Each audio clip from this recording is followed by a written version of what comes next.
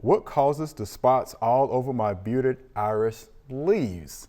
Well, I think you know what that is, don't you? The thing is, you know you're going to have a problem with this when the disease is named after you. Oh, that's right. That's right.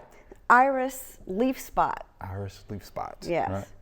Yeah, and usually it doesn't really affect it, but when you are going to have that and you see it on your plant, you need to cut it out because it's only going to get worse. And when the leaves die down, you need to get rid of them and not just leave them there. Don't put them in the compost pile. You need to get rid of those because if it keeps on, it will, what it is, it's going to take away the chlorophyll in the leaves to be able to have the rhizome have enough energy to live and to bloom. So you're just taking away that, and it will eventually play itself out and die. So yeah,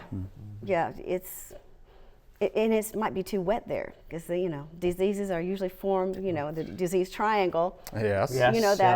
It must be a too wet of an environment because iris like to be on the dry side. They can have some good droughting. Yes, they do. Yeah. And if you think about our situation with the weather, it's been cool and it's been wet. And very, very good for fungal growth. Very good for fungal growth. Yes. Right. Could you use any fungicides?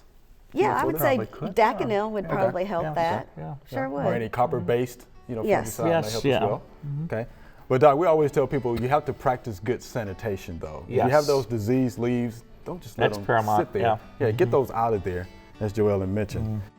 We hope you enjoyed the video. We have hundreds more. To subscribe, just click below.